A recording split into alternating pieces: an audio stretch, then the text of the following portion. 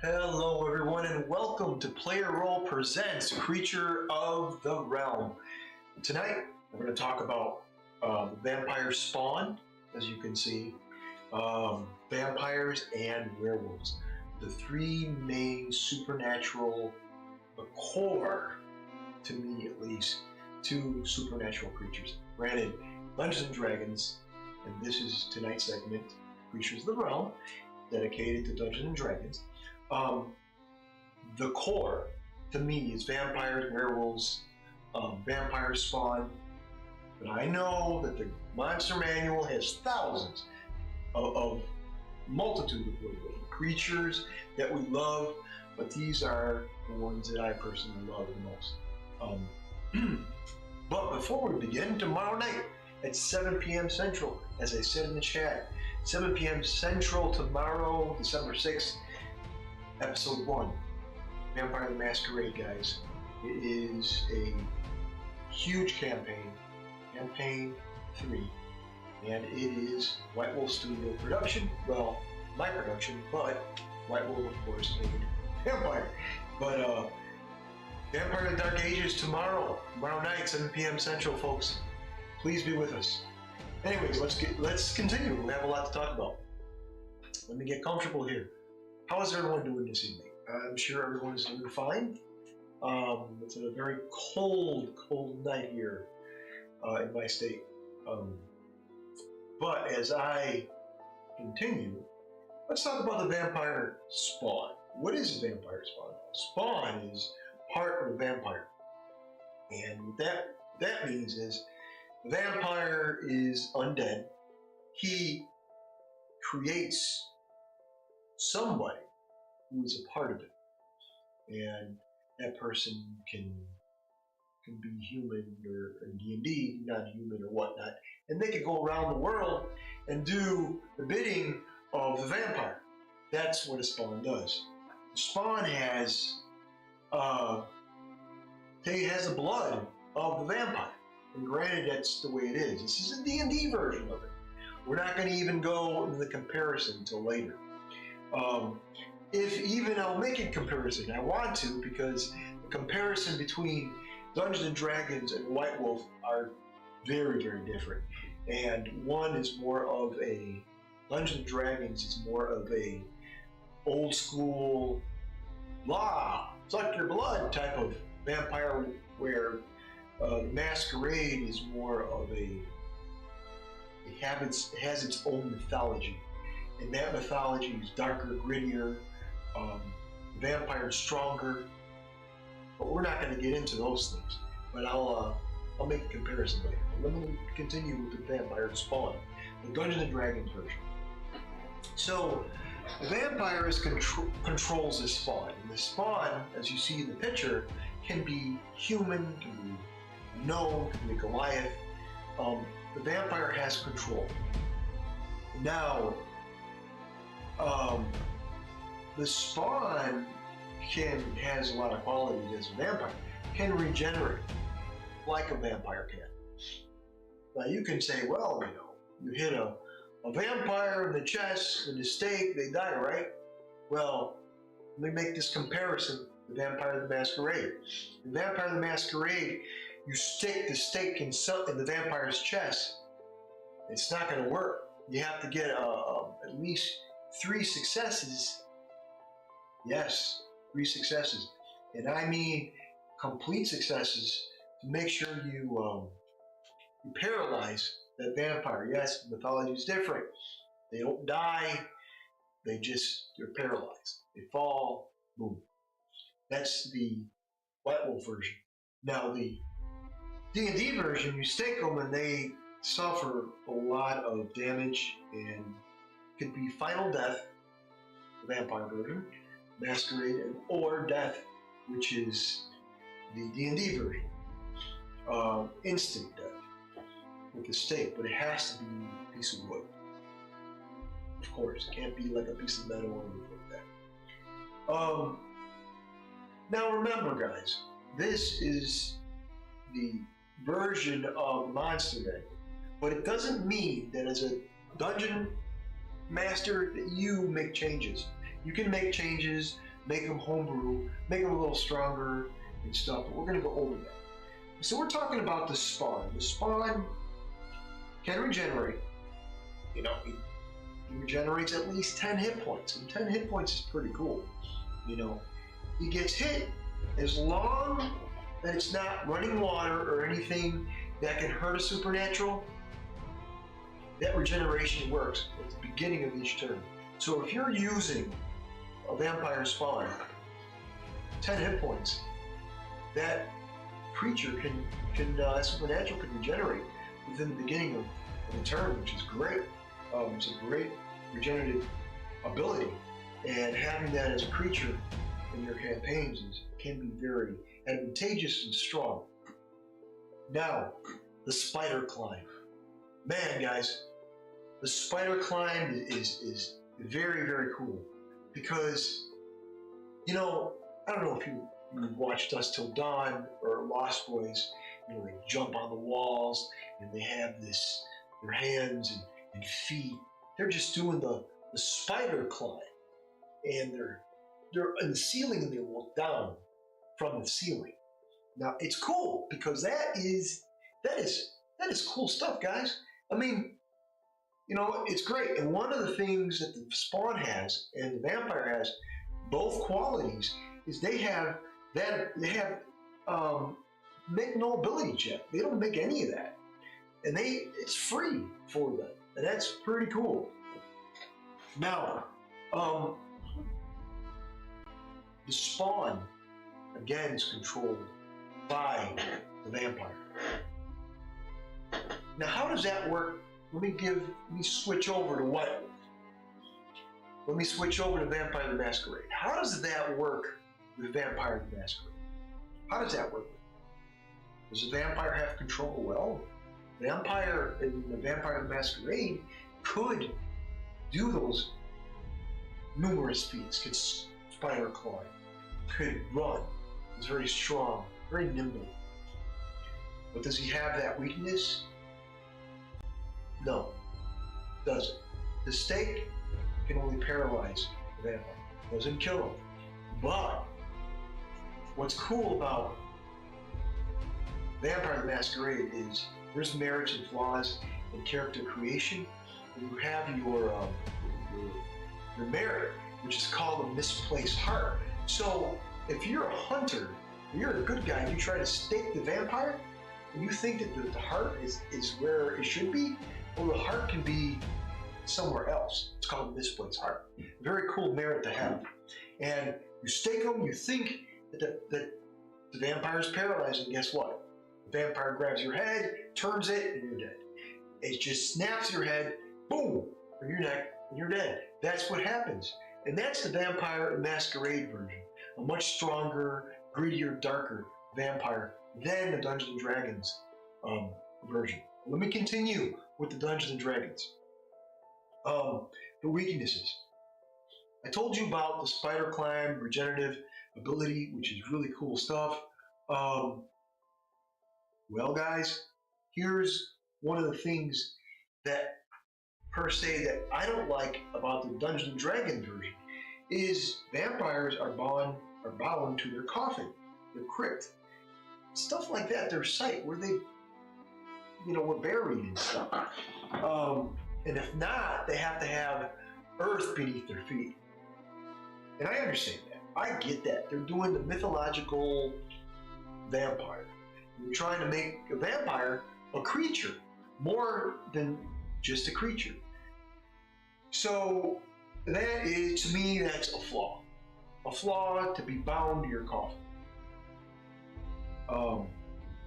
That sucks, because you're bound to your coffin, you're pretty much done. And how does that work when you're trying to do a campaign? Well, again, guys, all this, very loose. You don't have to use the monster manual 100%. You can go ahead and homebrew it. It doesn't have to be bound to your coffin. Maybe there's a magical item that creates or destroys the bond or something like that. Just come up with something innovative, something new and fresh or logical for your campaign. Now, one of the major weaknesses that a vampire does have for D&D is you cannot invite someone in. I've always hated that. I always hated that in vampire mythology. I can't invite someone in. And a lot of the movies, Hollywood movies, have that. Can't invite someone in. That kind of sucks. In this, the vampire monster manual, in the D&D monster manual, it's called Forbiddance. A vampire can't enter a residence without someone inviting it. And I understand that. I get that. That's all part of the lore, which is cool. But it doesn't have to be. One of the major weaknesses of a vampire, and especially in Dungeons and Dragons, is you can't be invited. Well, you could have that as a flaw. Let's go look over at the White Wolf version of vampire. You can go ahead and have a flaw that has that. Running water is another thing that a vampire has as a weakness in the Dungeons and Dragons version. Running water can hurt you. Wood can hurt you. I get that. In fact, you get hit with running water, the Spawn version and the vampire version. That's 20 points of acid damage. That's pretty damaging, especially if you have between 80 and 100 hit points, or maybe 142, depending how you want to work your vampire. If you want him on the weaker end or the higher end, however you want to make the character. So, or just use him out of the monster manual. But the monster manual is very specific, and that is you have a vampire who has about 142 hit points, and now you have this acid damage from running water. It's pretty deadly. And basically, sunlight. Sunlight is bad. Fire is bad. Those are things that can kill a vampire. And it does 20 radiant damage. And what happens is the mechanics, not only does it do 20 radiant damage, start of its turn, it has disadvantage in attacks and abilities. So now the vampire / spawn has these disadvantages. So you're saying, well, Henry, why the hell should I run a vampire? Why? We're getting to that. The attacks, a +6 to hit. That's a spawn. That's great. You get 2 attacks. You get a claw and a bite. A claw does 2d4 plus 3 slashing damage. Now you say, what is 2d4 plus 3 slashing damage? When you're running a campaign in Dungeons and Dragons, level 1 through 5, that is pretty deadly. Now you're saying, they're level 5, they can handle it. Really? Can they handle a horde? Those are the things you have to think about. Vampire horde, vampire spawn, more than one spawn, vampire castle. Is resident. Those are the things you have to think about. So now you have a bite. Bite goes claw, 2d4 plus 3. A bite is a +6 to hit, same thing. So 1d6 plus 3. Now why am I discussing all these numbers and so forth? Because I want you to see the difference between damage ratings between one game and another. Before we go to the other game comparison, I'm going to talk about what this does in Dungeons & Dragons. And if you have a vampire horde, a multitude of vampires, you're going to see that they can be a force to be reckoned with, especially if you have more than one. So, grapple. What does that do? A grapple does the same thing as a vampire. A grapple, grab them, bite your feet on them, right? Well, your target has to make a saving throw. If they miss the saving throw, and I believe It's the same saving throw, a DC of 18. That's for the vampire. That's pretty high. To escape a grapple. That's just a grapple. To escape a grapple. But you know what? When you're using levels 1 through 5, that can be challenging. And that's fun. The more the challenge, it makes things fun. And especially if you're using these supernatural. Vampires, werewolves, stuff like that I love. So now you have this grapple. And spawn grapples your target, bites down, and feeds. Well, let's say that the target doesn't get out of the way, it just gets grappled. So now the target is incapacitated and it suffers 2d6 necrotic damage. And the vampire spawn gains hit points. That's awesome. That's fantastic. Now, let's talk about the White Wolf version of a low-level vampire. White Wolf has a caitiff. A caitiff is a low-level vampire. You're a freshly made vampire. You're a nobody. People spit on you. And you are 13th generation. You have a blood pool of 10. And you can only use one blood pool a turn. One blood point a turn, which is you're starting. You get that. But in comparison, when you embrace somebody, when you bite somebody down, yeah, they have to make a save too. But the difference is this: a bite is strength plus 1. So let's say your strength in the White Wolf version is a 4. So that's 5. 4 plus 5. You roll the dice. And the DC is always 6 for damage. So if you get 5 6s, that's 5 points of damage. In this world, it's a lot deadlier. There's no hit points. It works very different. So let's continue on. So you have the grapple, you bite, you feed, you drain the person, and now all of a sudden, you have the vitae, or the blood, from your target.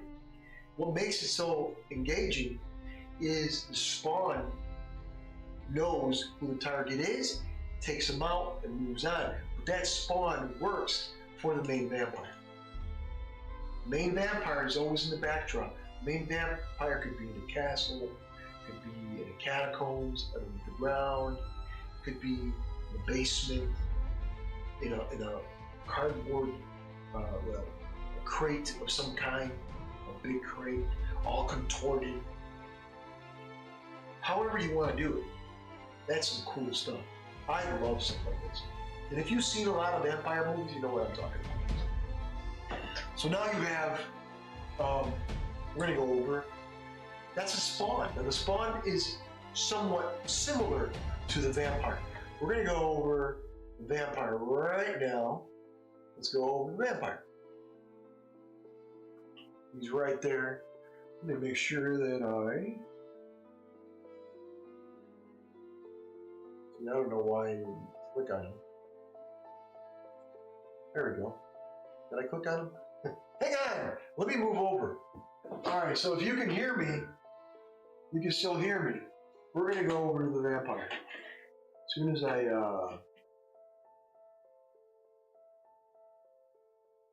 There we go. There he goes. You can see that's the vampire. Now they all look human. In Dungeons and Dragons, the vampire doesn't have to look human.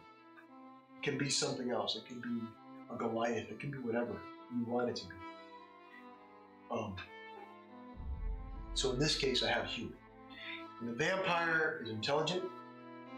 The head vampire is intelligent, cunning. He's strong. He's fast. What is very cool about the vampire, the head, honcho, the one behind the scenes, the one in the coffin in the castle. He's stronger, he has a lot of resistances, his saving throws are powerful, he polymorphs into a mist, a bat, something that the Spawn couldn't do. Spawn can only do the bite and the claw, but he can see what the vampire sees, and so forth. They're part of each other. They're immune, both of them, the Spawn and the vampire, are immune to non-magical attacks. What I mean by that, and they have advantage on strength, dexterity, con saves. That's while in mist form. That's cool, guys. That's cool. You turn into a mist. You have advantage. That is cool.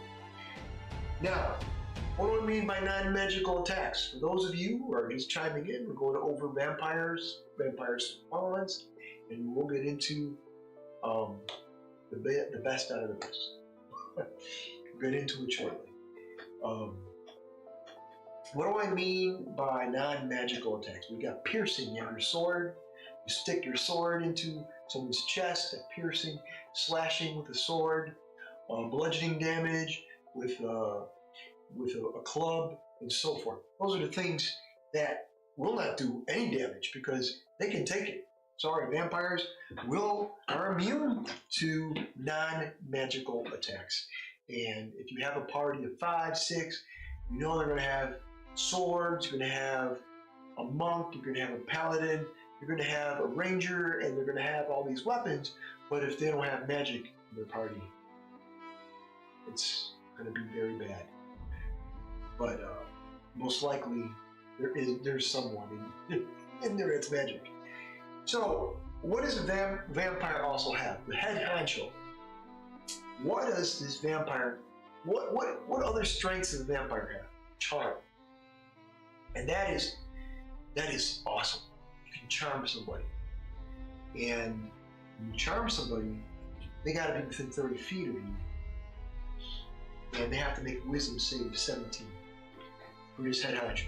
Now your saves can change. Why? The strength of your vampire. If you want to make them homebrew, or I'm going over the book. The monster memory. So in this case, wisdom save 17. That's still pretty powerful. So now, if the target fails that charm, guess what happens? That person thinks of the vampire, that's his buddy. He's not the evil guy anymore. He's his buddy, he's his best friend. They're gonna hang out, they're gonna go to a bar, they're gonna take a couple drinks, and they're gonna hang out, and they're gonna party. That's very, very charming. Because that's what happens. You're charmed, you're done. Before we get into the other powers, let me make a comparison to White Wolf.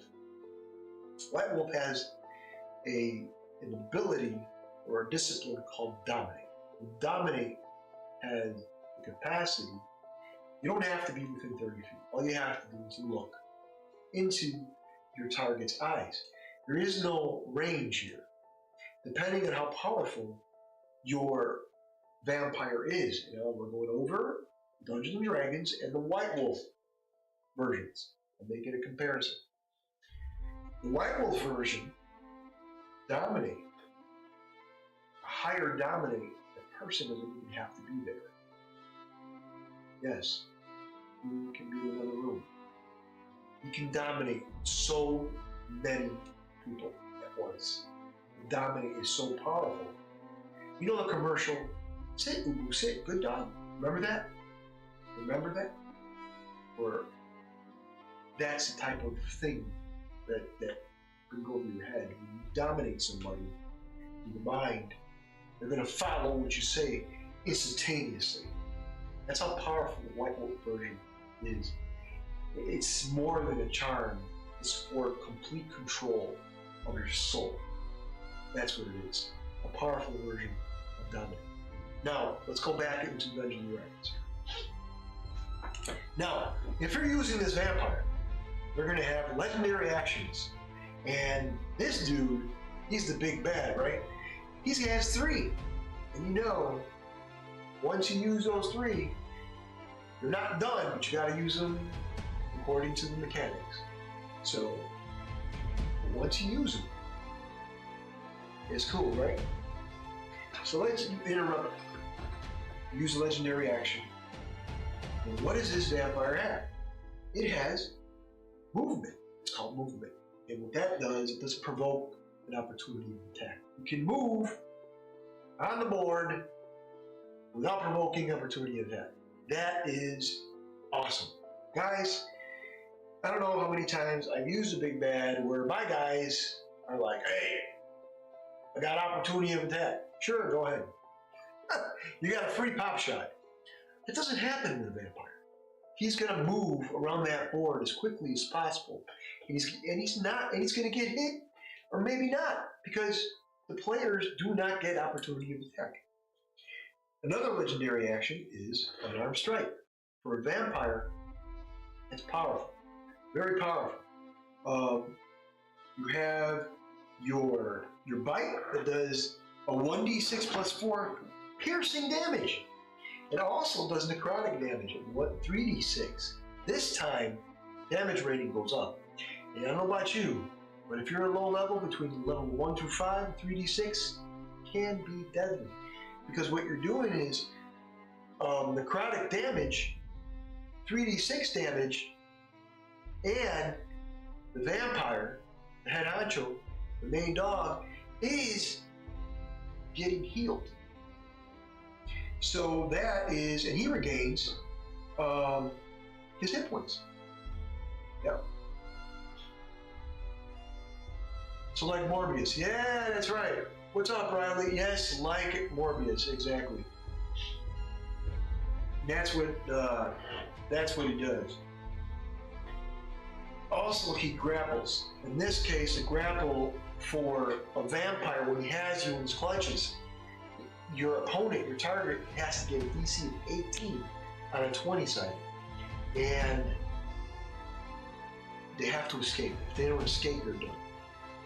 Again, bludgeoning attacks, hit him with a club, a sword, non-magical items will not hurt a vampire. Morbius, great movie? Depends, man. Depends who you're talking about. Talking to. Going over that movie, I'll give you a very quick review of Morbius. That movie, it started pretty good, and the middle of the movie started to fall, and then towards the end, it just kind of died.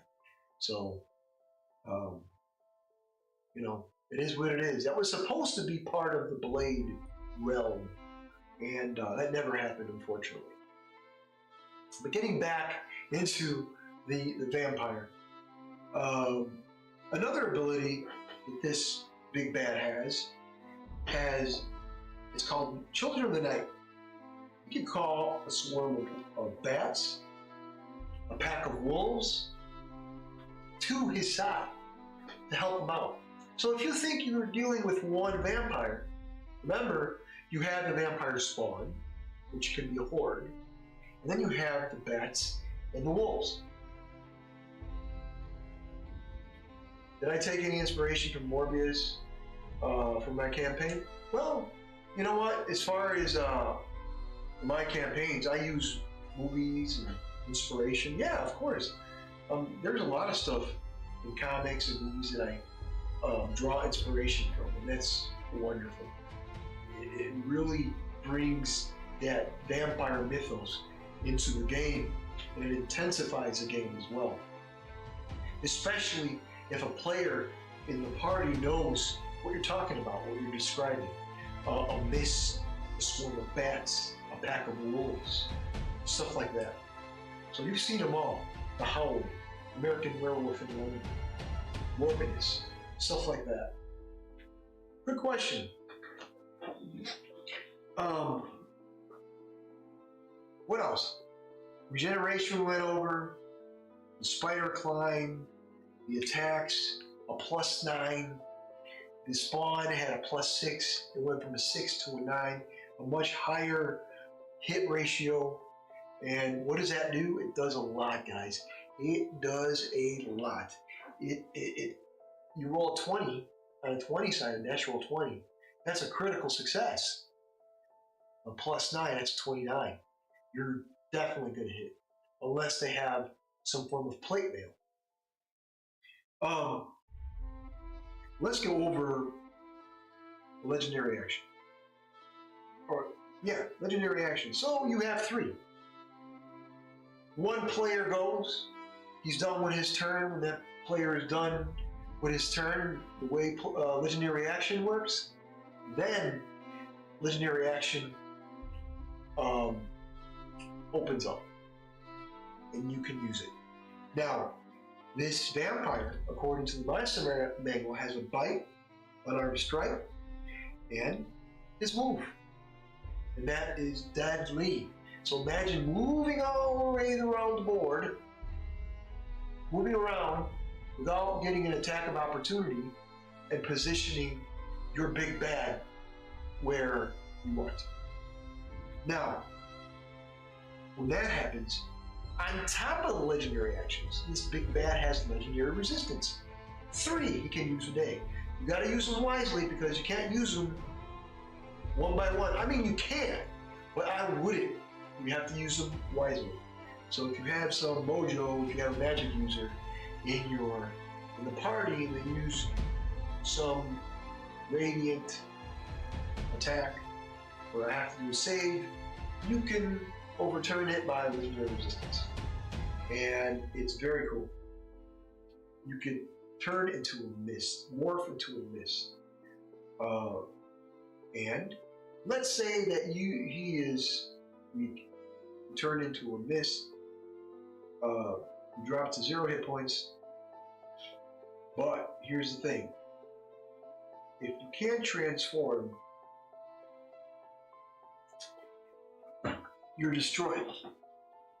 But before that, you have to return to your resting place. You have 2 hours to do that. So imagine your big bad in town. He's fighting. He gets weak. He turns into a mist. He goes to his resting place, which is in the castle in the backdrop. The creepy looking castle in the backdrop. He goes and bam. Doesn't happen. Doesn't make it, he dies.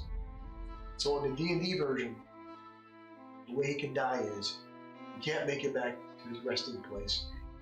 If he's weak, if he's at 0 hit points, he can be killed by a stake in the heart, D&D version, and he's dead. Simple as pie. Now, let's go over the White Wolf version. How can the White Wolf version be killed? 1. White Wolf can be killed by fire. Fire kills everything. Just like in the D&D version. Sunlight, fire, you die. Fire can kill you. Decapitation can kill you in the White Wolf version. Stake in the heart does not kill you, paralyzes you. Final death would be decapitation, pretty much. Or your body takes so much damage that it can't live on. From, if you're playing the contemporary version, not the Dark Ages, the contemporary version of Vampire the Masquerade would be bullets, your body takes so much, you lose a lot of blood, you die. That's the only way. Running water, crosses, it's all hogwash, unless you take a flaw in it. Holy items, yes. But a Vampire Masquerade can enter a church, can enter a home. That whole invitation shit doesn't work. He can walk right in because they look like you. Okay, and that's it for the vamps. Let's go on to the cool shit. Let's go on to the werewolf. And hopefully I can not mess this up. Let's see. Oh, there it is. Let me see if I can move on. There he is. Grr, a werewolf. Werewolf is my favorite. I love werewolves. Now, let's talk about the curse. The curse of a werewolf. If you're a human, whatever, you get a curse. You get bitten by a werewolf. In the Dungeons and Dragons version, we'll go over it because there's a lot to go over. The White Wolf version, I'm not going to really make a comparison. I'll make a little comparison, but not much because there's a lot. I'd be here for 4 hours talking about it. There's so much. So the curse. The curse, you get bitten. And you have two options. Once you get bitten by a werewolf. Or a were creature. It can be a bear, a rat, a tiger. You get bitten. You have to make a save. And the save is DC 8 plus the werewolf's proficiency bonus plus the con modifier. So let's say if you get a DC 8, roll. Plus the werewolf's modifier is 3. And then the con modifier is 2. So now you need a 14 or above. A 14 or above, let's say, something simple. You failed. You're cursed. How does a curse work? You either accept it, embrace beast within you, the rage, or you fight it. If you fight it, every phase, full moon, you will change. When you change, you don't remember what happened. You'll have it through your dreams, what you did. You may be a lawful good person, but in this version, I don't know who wrote the vampire version versus the werewolf, but the werewolf seemed a lot cooler. Has a little more depth to it than the vampire. If I had to pick between two big bads, I picked the werewolf first. And I had werewolves in my room. But I homebrewed them because, you know, they're weaker in the monster mode. They are. Check them out. They are weaker. So, the only thing that can cure a curse, and let me begin by curing a curse for a werewolf, a were creature, is a wish spell, or, and this is a big one, remove curse. Because those are the two things that can work. But the wish spell is tricky. If it's a natural born were creature, the only thing that can free you from the curse is a wish. That's it. Which is difficult. Yes. A weakness. A weakness. What's a weakness? What's the weakness from a vampire, werewolf? What's the weakness? Silver, of course.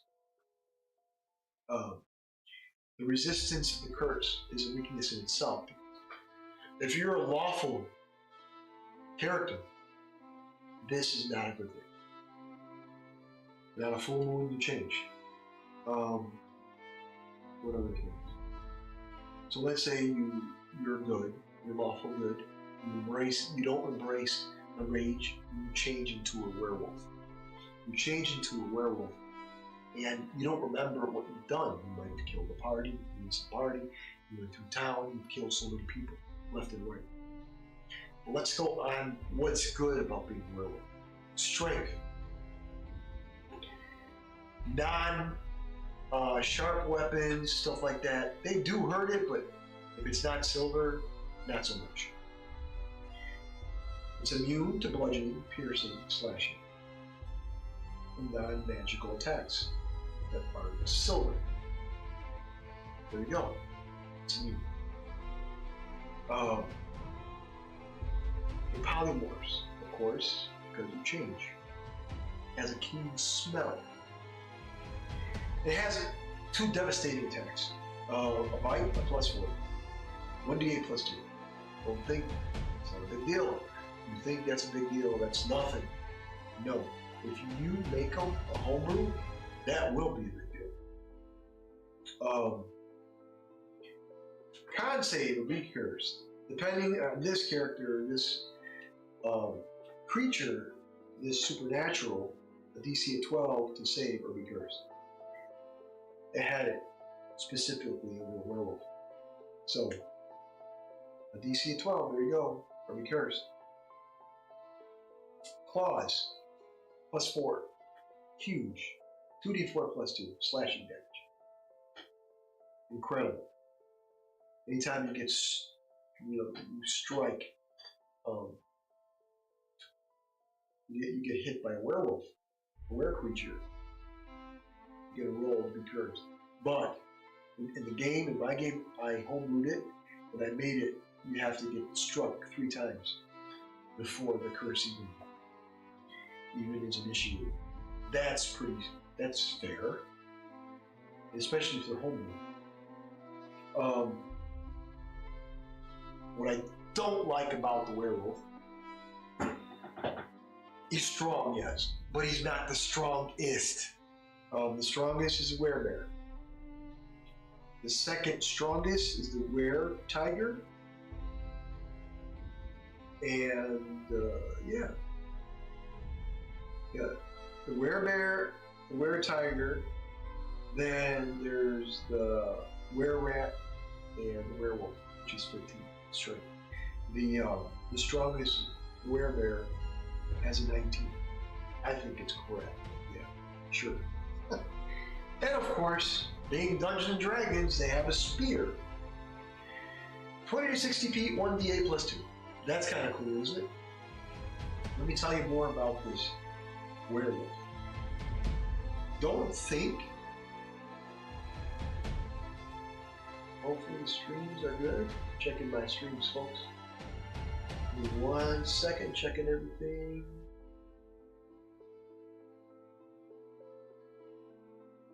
Everything's good. Everything's good. So, what makes a werewolf, these were creatures, so powerful? They're fast. They're strong. They can obliterate you. It can be seconds. Let me make a comparison. Just a little comparison to the White Wolf version of werewolf. They're strong. They're quick, just like in Dungeons & Dragons. But they have 5 forms. The Hominid form, Lupus, Krynos, Glabro, and Histro. The 5 different forms of a werewolf. And each one is significant. They have different type of abilities. One's stronger, one's faster, one's crazier, keen sense of smell. The D&D version, very plain. Again, I'm not, saying that the D&D were creatures and vampires suck. No, don't get me wrong. I love them all together. But in comparison to White Wolf, the version of werewolf is much stronger than Dungeons & Dragons. Now, could you make a werewolf homebrew comparable? Yes, you could. Because I have. Especially if you know about them. So if you take the mythology, shape it, craft it, and throw it in your game, you'll have a more complex encounter. You'll have an engaging encounter. And that encounter is going to be a strong encounter, a difficult encounter. You don't want an encounter to go fast and boom. Sometimes it does happen. Because believe it or not, the dice tell the story. And Werewolves, the main thing about werewolves that makes them significant, that makes them stronger and better than the vampire, is the curse. Because let's say you don't want this, you're a paladin, and you get nailed. Let's say you go with the homebrew version. They get hit 3 times. Scratch, a bite, whatever, in battle. Now you're cursed. You failed the saving. You're cursed. So a good guy has a good path, has to atone for his path, because he now is cursed, and he changes on the full moon into a werewolf. What makes it significant? That change, that fighting the beast within you. That's what's significant. A vampire is already undead. You're already dead. You've already chosen your path. But in Dungeons & Dragons, that's it. You've already chosen your path. In Werewolf Dungeons & Dragons, that's it. You're cursed, that's it. There's no struggle. In White Wolf's version, both vampire and werewolf, there's a struggle. There's always that inner struggle of the beast trying to come out, trying to take form, trying to take over everything. And you know what's so wonderful about it? That you have to realize that you have to fight for every moment, every second. That's what makes it so engaging. That's what makes it so wonderful. Is that fight, that struggle. That's what I love about it. That's what I love about these supernatural creatures in Vampire and Werewolf, the White Wolf version, is that struggle, that urge to be the best possible person. In Dungeons & Dragons, it's very plain. You're just cursed. But if you add a little flavor, you homebrew it, you make things a little different, make the curse engaging, per se. Now, what do I mean by that? Well, you get bitten. Oh, you're cursed. No. 3 different times of battling this creature. Not just once. 1 time. 2 times. 3 times in battle. You're fighting. And as you fight, you get scratched, bitten. The last time, you make a saving throw. You make a saving throw and you fail. You fail the saving throw and now you're cursed. Now you have that curse. Every full moon, you're going to change into a werewolf. That, my friends, is awesome. That, my friends, is engaging in itself. And if you're a player and you change, that's fantastic. I had, in season 1, I had a character who was playing Area Coca.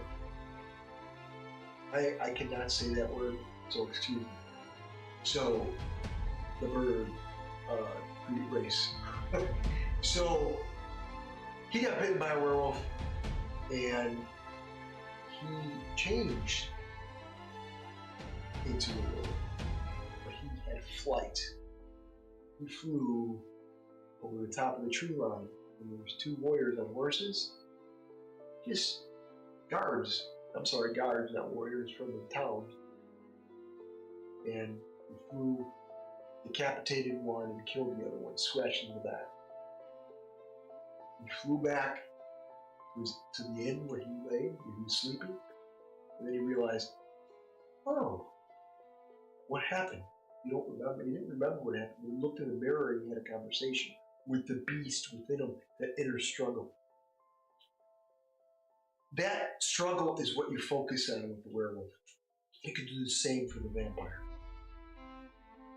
But I hope you enjoyed tonight's episode of vampire spawn, and werewolf.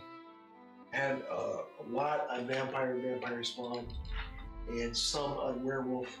I have a lot more to go. Episode 3 is coming, but just to let you all know that tomorrow is our first episode of Vampire: The Dark Ages, 7 p.m. Central, folks. Come check us out. I'll see you tomorrow night, and I love you guys. Thank you for subscribing, liking, get the word out, please, and I'll see you guys tomorrow night. Have a good night.